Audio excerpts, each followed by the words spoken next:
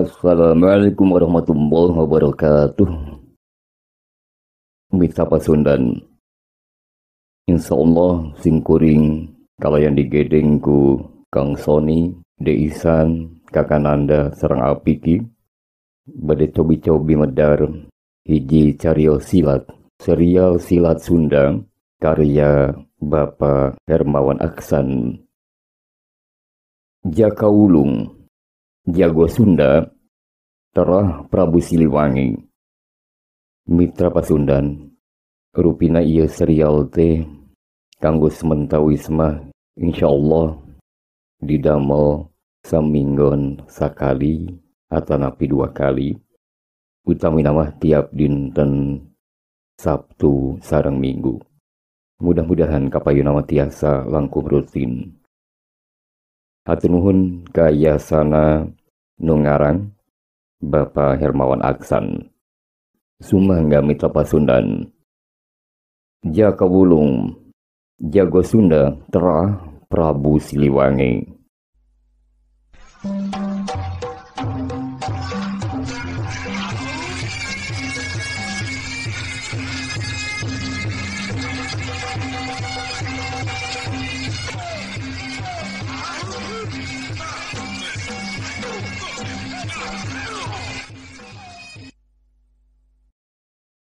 Haturan para mitra Tatar Sunda nu mulia, sateatan kurang diteraskeun dongeng Sunda serial Jaka Wulung.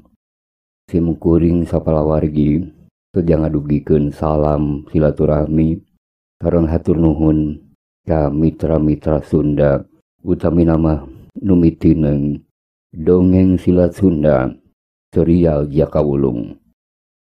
Di antawisna ka Kang Yana Maryana di Palih Karawang, Mah Andri di Tebihna, Kang Ubaidillah, lajeng Kang Asep Sepuluh di Palih Cimahi Kumada Ramang, teu hilap ka Kang Wawan Riswanda, kumaha Kang Yoyo Sutaryo Daramang, teu hilap oge ka Kidulur Kang Beo, di Palih Tasikna aya teh Ipa Aza, Kang Edi Gunawan, Kang Mirsa di Kumadar Ramang, hilap ka Kang Rusdiana, oge Gerah Garut Nagabuhun Sumirat Kumadar Ramang, Dere Paangga hatur nuhun pangdedelna, hilap ka Saderek Aan Anwaria, oge Putra Rantau, Kang Hamdana, Kang Surya, Kang Awaludin, Tepi Yolanda, Kang Nanang Arianto Kumadar Ramang,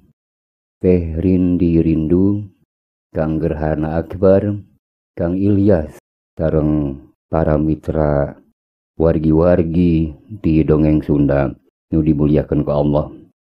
Sakali deui ngahaturkeun sewu nuhun laksa ketika bingahan kana pangdedelna sareng pangduana. Sumangga mitra Sunda Jaka Wulung Satria Sunda Terah Raja Pajajaran.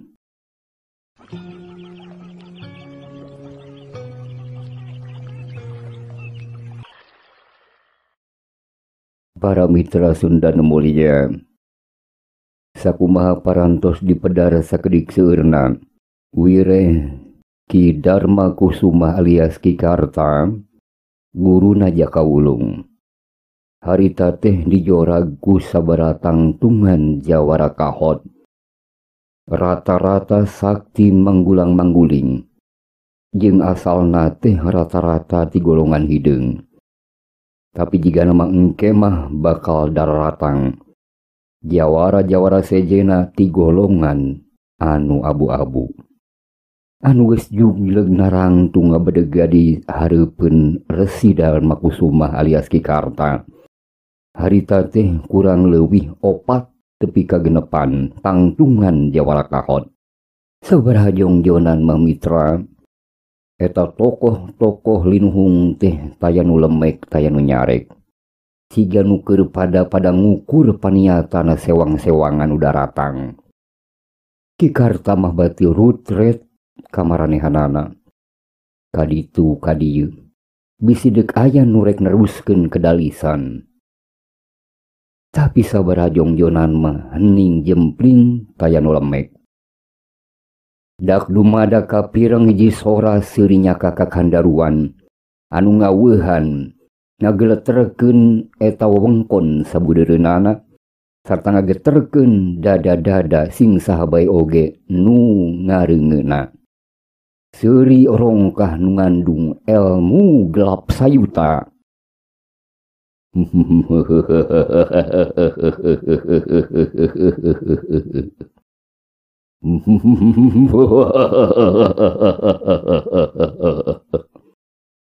Tepati lila.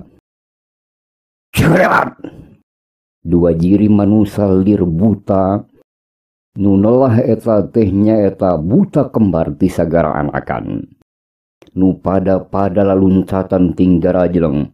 Pating kolepat di satu kangen tatangkalan. Nu ngabalukarkeun dada maranehana ting kaleter.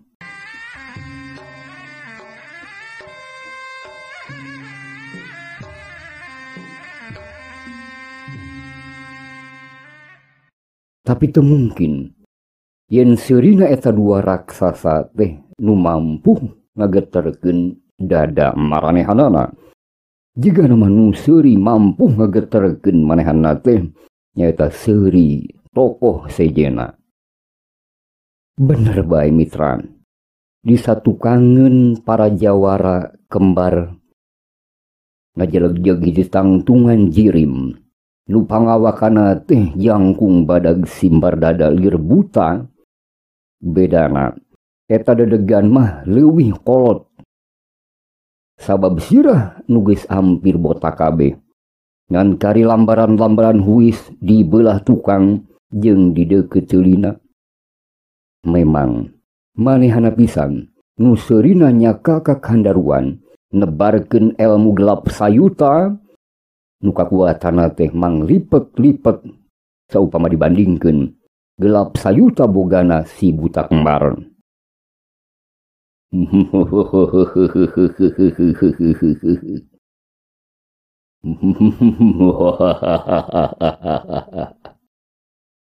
Kocap Nyi Purwanti mencrong kapal basi buta kolot nu datang.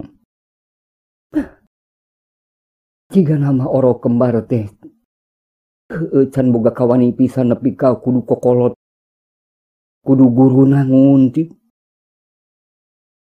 Buta kembar nu nelasi Cingkara Bala jeung si Balau Pata laju ngangkat gadona kapal bah Nyi Purwanti, tapi sagancangna dihulag ku guruna.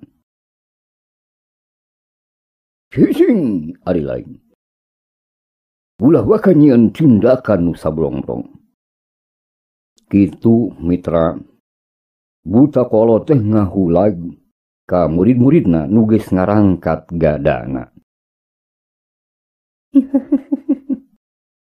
Dengekeun tah kokolot maneh. Bener. Budak-budak pikalucueun. Memang maraneh maleuwih hadewa itu pipiluan cicing bae di nggon. Ceuk Nyi Purwanti deui-deui nyeceleh ka buta kembar.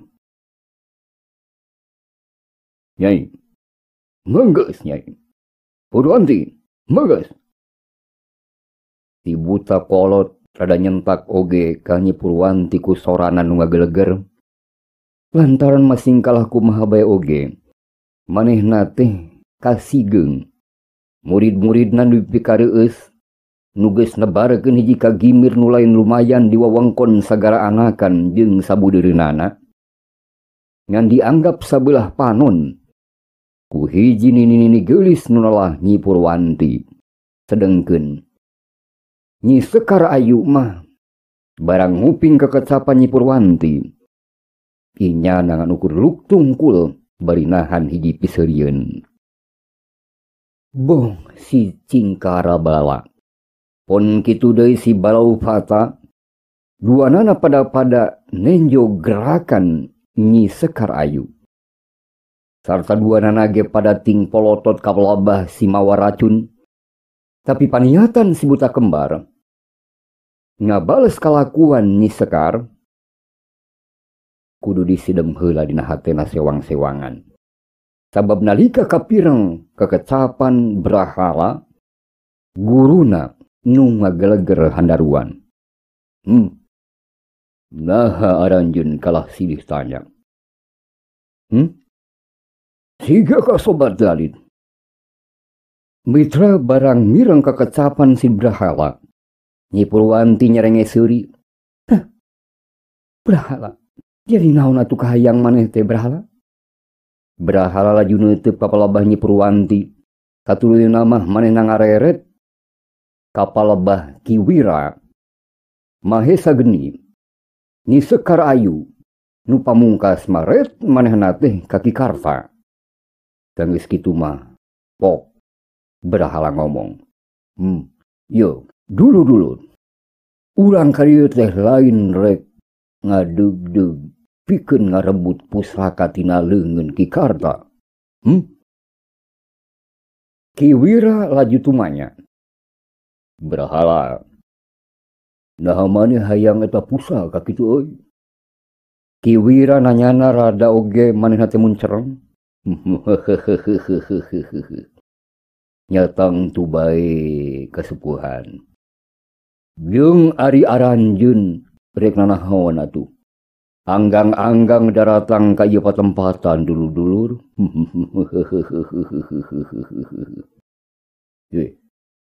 Brahala, maksud kuring teh kumaha carana yen maneh bisa meunang eta pusaka dina genggeman Ki Karta? Ki Wira nanya deui. Kalawan pamaksudan mah manehna teh ngaragukeun pisan atawa mangmang kana kadigjayaan si Brahala. Mitra Sunda nu mulia, ditanya samodel kitu ku Ki Wira, Brahala ngahuleng ngaregemeneng sakedapan, manehna ngarasa sadar pisan yen jalma-jalma nu dadatang ka eta patempatan teh rata-rata mibanda kamampuan silat jeung kanuragan nu sulit dikira-kirakeun kumaha luhungna. Mungkin bae manehna bisa ngayonan Ki Wira atawa oge Nyi Purwanti, malahan meureun oge bisa manehna teh nandingan Resi Darmakusuma saupama manehna ijen patunggalan. Tapi kumaha jadina saupama manehanana ngalawan maranehna sacara bebarengan? Ieu nu jadi kaberat ti si Brahala.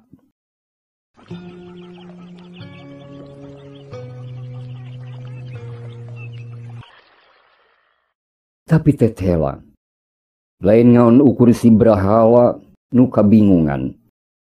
Kitu oge Ki Wira, Nyi Purwanti jeung Mahesa Geni, katut Nyi Sekar Ayu oge. Sumawona buta kembar boloho mah siga Cinka jeung Bala jiga nama. Siga nu bingung teu manggih tungtung susah manah taya sudana. Lantaran sasatna susah pisan bikeun neangan cara kumaha ngarebut barang pusaka kerajaan nu aya dina leungeun Ki Karta.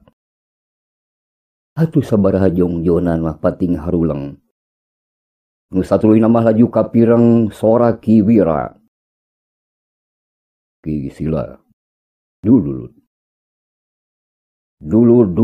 nu nyamuni dibelah ditu. Ceuk Ki Wira pinuh wibawa bari nunjuk ka palebah hiji tangkal di belah wetaneun.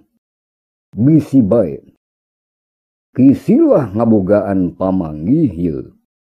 Kumaha carana urang meunangkeun kitab pusaka tina leungin Ki Karta? Sok. Kaluar. Yap ka dieu. Nyampeurkeun ka dieu pok kedalisan. Kitu ceuk Ki Wira ka jirim-jirim nu can kanyahoan ku balarea. Kekecapan Ki Wira alias si Petut Sakti siga hiji pananya nu biasa bae. Tapi di satukangan eta tang tu bae mitra Ki Wira teh keur nuduhkeun telik sandina manehanana nu kacida seukeutna nu teu bisa dilakukeun ku sambarang jalma. Malahan Nyi Purwanti oge jeung Brahala maranehna teh karageteun pisan Lantaran manehna sama sekali teu bisa ngajudi satongobuk oge, yen teteh laya jalma nu kumelendang liana disabudeureun eta wewengkon. Bener bae mitra Sunda. Teu lila. Cerat shot. Hiji tangtungan lalaki ngacorelat luncat ti satukangeun hiji tangkal. Laju nyambeurkeun ka komplotan nu keur pada nangtung di hareupeun padumukan Ki Karta. Mitra Sunda, eta tangtungan lalaki umurna kurang leuwih 40 tahunan. Kalawan paroman nu teges kabina-bina, tata sorot panonna nu seukeut. Saha kira-kirana eta tangtungan jawara mitra? Laras. Inyana teh teu aya sanes. Ki Jayeng Sagara tokoh penting dina mangsa jayana Jipang Panolan. Dina kekemplonganana nyelap keris nu gagang turta warangkana teh warna hideung. Ki Wira ti kerung-kerung barang mireungeuh Ki Jayeng Sagara taolah-olah nu keur coba-coba ngajudi ka eta lalaki. Tapi Ki Wira gideug lalaunan. Tandaning manehanana teu apaleun ka eta tangtungan jawara. Kitu deui halna jeung sejena teu beda jeung Nyi Purwanti oge Sibrahala. Memang kanyahona hiji jalma jiga nama jadi kurang ka jalma-jalma nu pageseh jauh umurna. Bagea kisilah. Leuwih hade kisilah sagancang ngawanuhkeun diri. Ceuk Ki Wira muka kedalisan. Nyi Sekar Ayu mencrong bari seuri leutik. Golongan kasepuhan memang sok nanggap sepi ka jalma-jalma nu ngarora. Kitu ceuk Nyi Sekar. Saupama kuring teu salama. Bari red panon Nyi Sekar teh mencrong kapalabah kerisna Ki Jayeng Sagara. Kisilah ieu jiga nama tokoh penting di Kadipaten Jipang Panolan. Tiga nama. Inya teh jalma kadua atawa katilu ti Arya Panangsang. Boh Ki Wira, Nyi Purwanti pon kitu deui barahala. Sarua pada ngaranjugna. Teteh lamanehna teh nyaeta tokoh nu tangtuna bae ngageterkeun hate maranehanana. Jeung oge maranehna yakin yen tokoh kadua atawa katilu sakumaha disebutkeun ku Nyi Purwanti nu asalna ti Kadipaten Jipang Panolan anu dipupuhan ku Arya Panangsang tangtuna bae lain hiji tokoh nu samanea. Ki Jayeng Sagara rajulengkuh ka sakabeh jawara di dinya. Kisilah. Kaula sabenerna mah datang lain karana kita busaka. Seperti kisilah sadaya. Tapi kaula ge jadi kataji. Sasatah yang nyaho aya pasualan naon di ieu patempatan.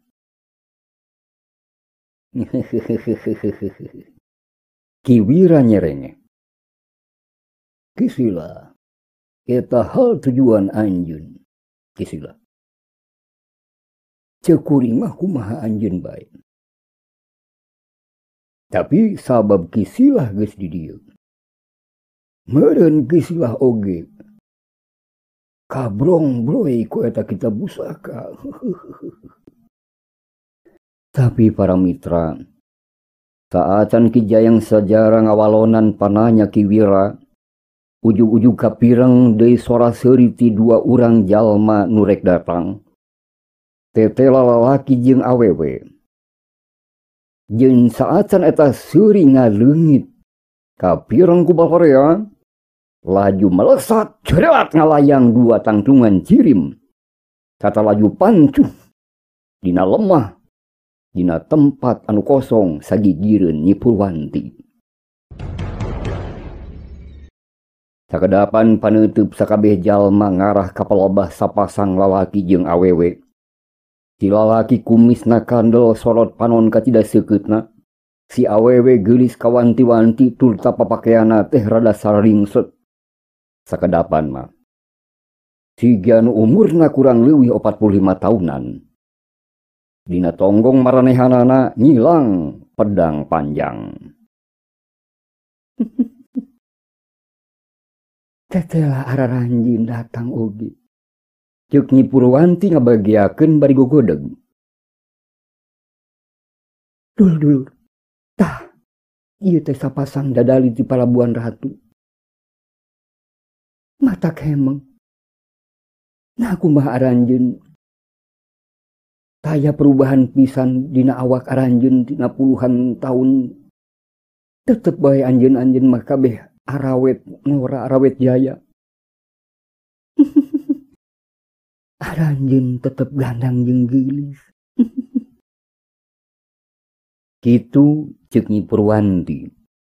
Dina eta sora jiga disidem. Hiji wanda iri dengki dina kekecapan Nyi Purwanti. Sedengkeun Ki Wirajeng berhala mah ngan bati unggut-unggutan mitra.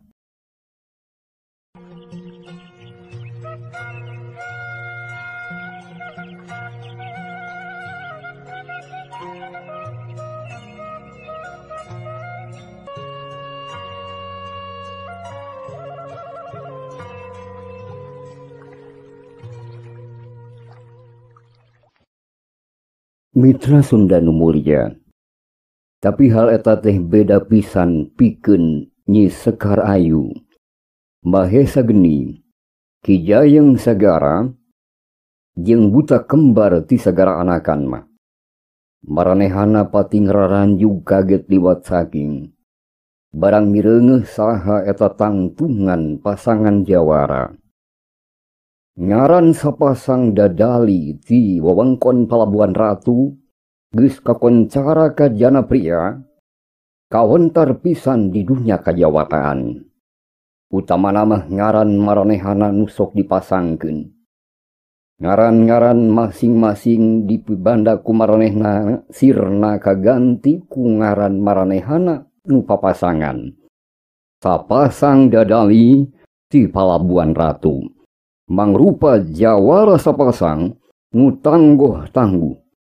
Elmu pangaweruh maranehana hese diukur kumaha luhungna. Jeung si dadali Palabuhan Ratu. Duka make ramuan naon maranehna teh.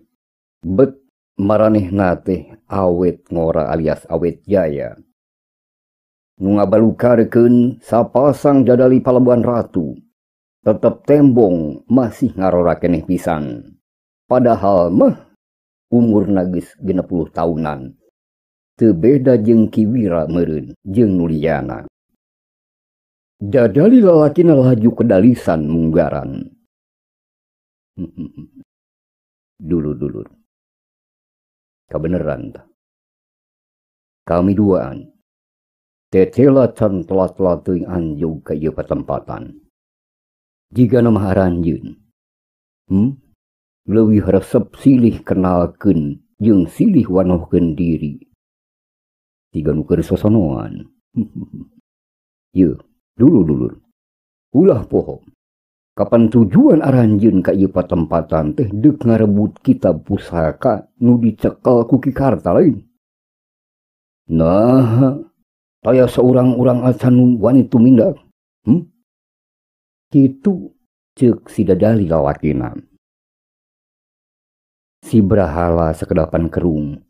Seakan nyarita ku sorana nulir guntul atau gelap saleser.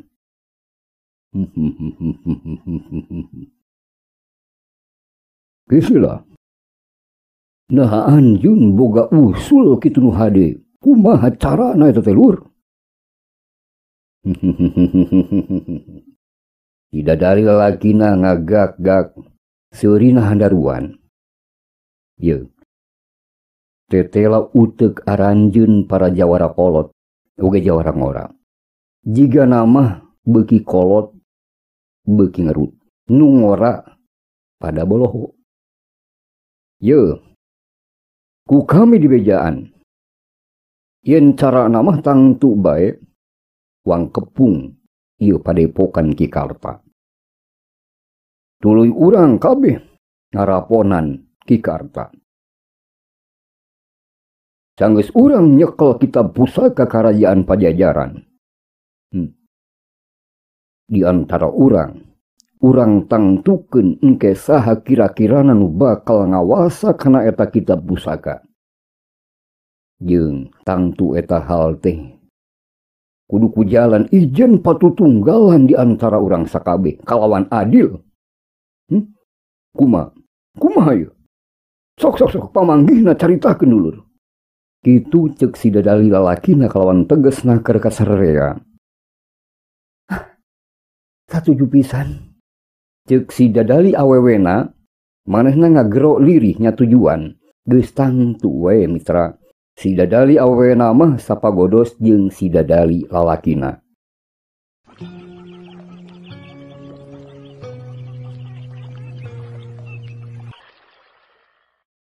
Kocap golongan kolot di antara maranehanana siga Kiwira, Nyi Purwanti oge si Brahala kapaksa maranehna unggut-unggutan kana eta caritaan. Sanajan ari hatena mah ngarasa jengkel oge lantaran disebut uteukna teh kurang motekar. Anapun golongan-golongan nu leuwih ngora saperti Nyi Sekar Ayu, Mahesa Geni, Ki Jayeng Sagara jeung Cingka Balau, maranehna sarua pada teu lemek teu nyarek sasata nungguan. Di pihak liana, Ki Karta alias Resi Darmakusuma hatena ratu tutunggulan. Barang mireungeuh eta perubahan nudak dumadak. Kita tadi inyana mah leuwih hade cicing bae teu loba nyarita, bari sasatna neangan hiji cara kumaha manehanana bisa ngaloloskeun diri jeung kitab pusaka tina rempugan maranehanana. Sabenerna mah mitra Sunda nu mulia, kasing saha bae di eta jawara nu daratang. Ki Karta teu ieu ngarasa gigis miris saupamanya hareupan saurang-saurang atau oge paling henteu paling loba 2 atau 3 jawara bisa disanghareupan. Tapi manehana bingungan. Kumaha cenah yang hareupan pangrempug ti maranehanana. Pasualan ieu nu bakal beda pisan pikeun Ki Karta. Ki Karta ngan ukur bisa ngukur-ngukur sakumaha jauhna paniatan maranehna. Nyata pikeun ngamili kitab pusaka dina leungeunna. Ki Wira, Nyi Purwanti, sarta si Brahala oge 2 urang muridna nu lelah buta kembar ti sagara anakan, jelas-jelas mangrupa jalma-jalma ti golongan hideung nu kacida sarakahna kana naon bae oge di alam dunya. Mitra ceuk pamikir Resi Darmakusuma alias Ki Karta, yen Ki Wira oge Nyi Purwanti mungkin bae tembongna teh dalit nalika munggaran papanggih tadi. Tapi maranehna teh mampu ngalakukeun mateni kalawan telenges naker, kejem naker, bari nembongkeun hiji sikep nu siga sempal kabiguyon. Eta bahayana teh eta 2 jawara. Di pihak liana, sapasang dadali ti parabuan ratu sakanyaho Ki Karta hese pisan pikeun dikanyahokeun. Nah kaasup golongan hideung atawa oge golongan bodas, atawa mungkin maranehna teh saperti kaasup kana golongan abu-abu di antara hideung jeung bodas. Anapun Nyi Sekar Ayu, Mahesa Geni jeung Ki Jayeng Sagara sakanyaho Resi Darmakusuma ka maranehna, kanyahona teh tetela teu pati loba. Kukituna inyana ngan bisa nungguan kumaha lalakon saterusna. Si dadali lalakina laju ngareret ka palobah Ki Karta. Resi, tah kitu Resi, kapireng mungkin ku anjeun. Ceuk manehana laju yang hareup ka palobah Resi Darmakusuma. Iya, resi. Jika nepikeun anjeun taya pilihan nu hade liana. Ku kituna. Ceuk pamanggih kuring sarerea. Sok, ku anjeun bikeun wae eta kitab pusaka nu dicecekel. Kitab pusaka dina leungeun anjeun. Atawa kuring sabalad-balad maksa pirusa ka anjeun. Sangkan diserahkeun ka kuring sabatur-batur eta kitab pusaka. Kitu pertelaan ti dadali lalakina kalawan tegesna keur pinuh ancaman. Saatan ngawalonan eta pananya, Ki Karta dedeheman heula. Dulur. Sakanya hukurin. Saupama si dadali ti palabuhan ratu mah. Lain model-model jalma nu resep neangan kitab pusaka siga kieu. Ku kituna. Kuring ge teu pati percaya. Lamun araranjeun sapasang dadali rek gana-gana ngaguna sika kitab pusaka kerajaan Pajajaran.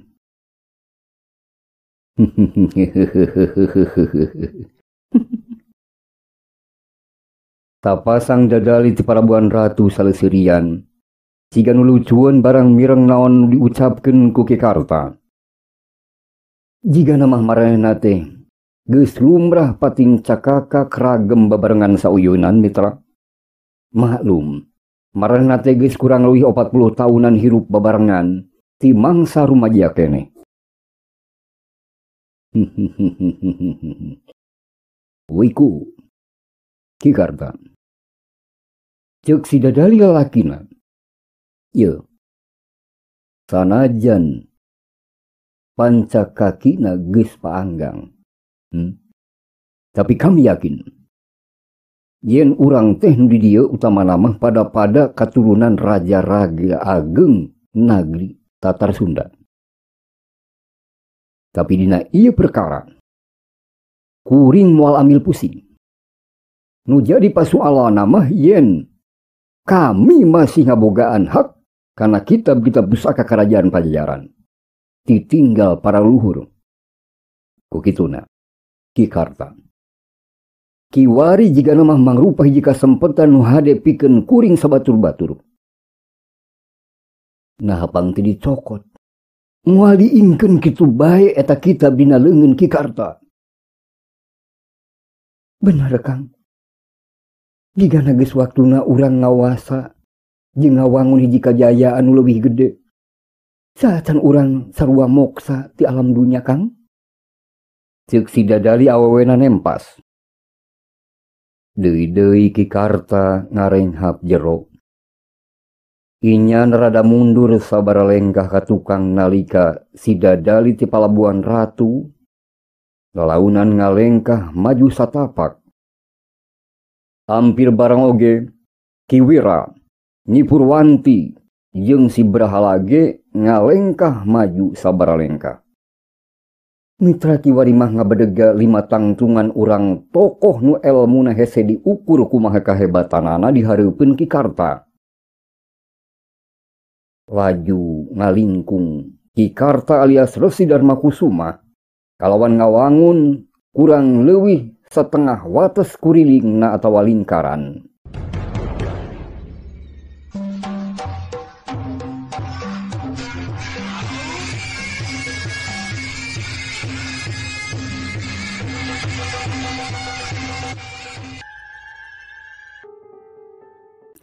Mitra Sunda nu mulia, pasusul-susul ti beulah katuheunana nyaeta Nyi Purwanti, si dadali lalakina, si dadali awewena, Ki Wira sarta si Brahala. Nyi Purwanti alias siluman geulis ti Karang Bolong. Manehna teh geus nyekel pageuh tungtung solendang beureumna. Dina mangsangorana manehna kungsi padungdung patunggalan tur bisa ngukur kumaha hebatna ilmu pangaweruh jampe pamake Resi Darmakusuma. Lamun bae sesoranganan, Nyi Purwanti ngerasa gigis miris geus tangtu kitu bakal sieun. Tapi Kiwari mah manehana dibarengan ku opat urang tokoh liana nu elmuna teh sakti mandraguna ngan satata jeung manehanana. Kukituna hatena jadi leuwih yakin yen manehanana bisa meruhkeun Resi Darmakusuma. Di pihak liana si dadali ti palabuhan ratu geus pada ngalugas pedangna tina tonggongna. Sapasang pedang nu geus ngawedelkeun ngaran maranehana utamana mah di basisir Pakidulan Jawa Dwipa di tebeh kulona. Cenah maranehna can kungsi patolak jeung Resi Darmakusuma. Tapi maranehna kungsi patolak padungdung patunggalan jeung Nyi Purwanti. Carta ilmu maranehana teu eleh dibandingkeun eta dedemit geulis.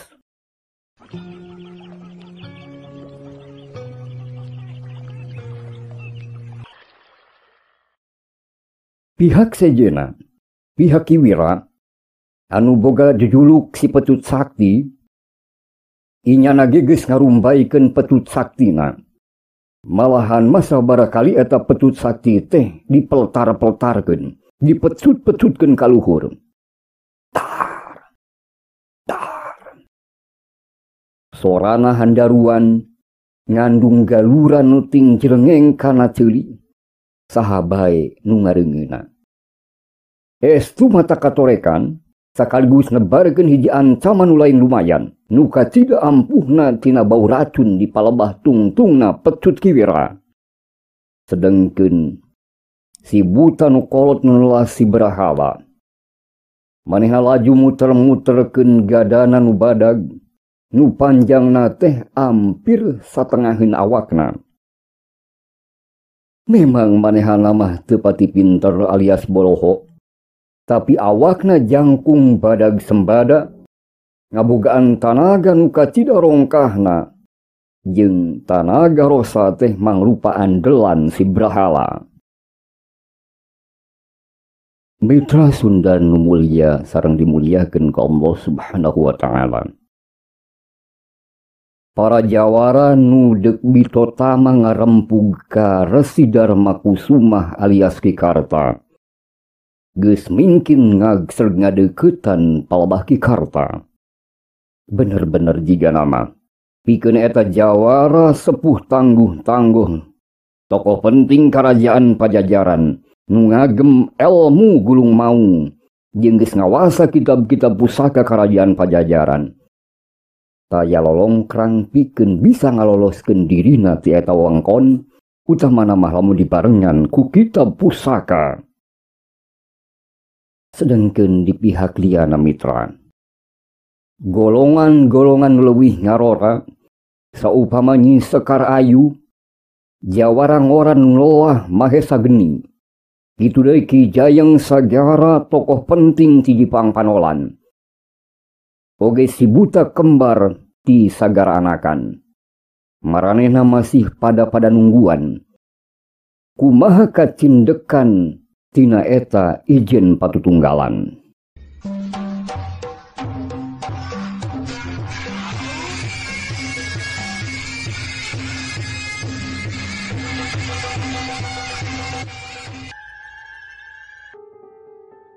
Sanajan maranehna ge teu pati nyarahun kumaha hasil ijen padungdung di antara para jawara kolot kahot dina ngarempug atawa ngaraponan Ki Karta.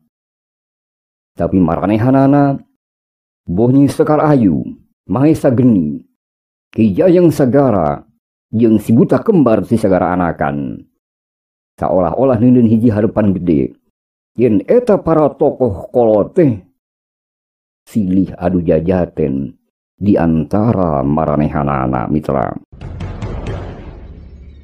Mitra Sunda nu mulia, kumaha kinten-kinten panasiban ti Ki Karta alias Resi Darmakusuma. Anu sasatna mah dirempug ku para jawara tangguh-tangguh.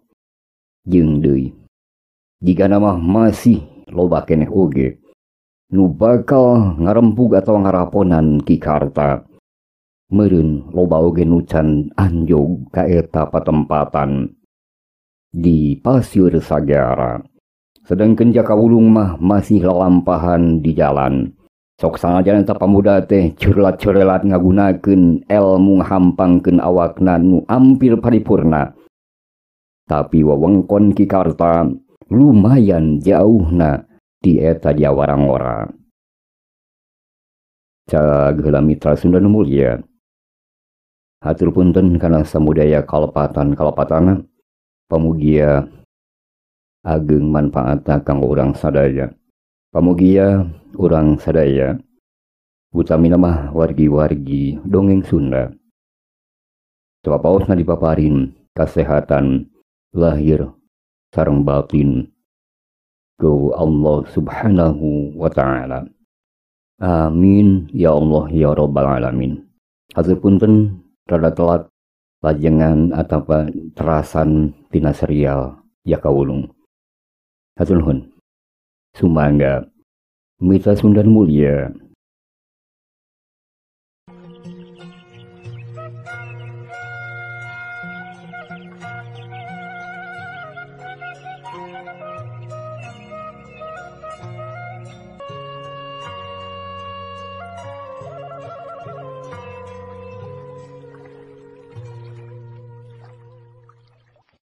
Mitra Pasundan, cag heula rupina sakitu heula mitra.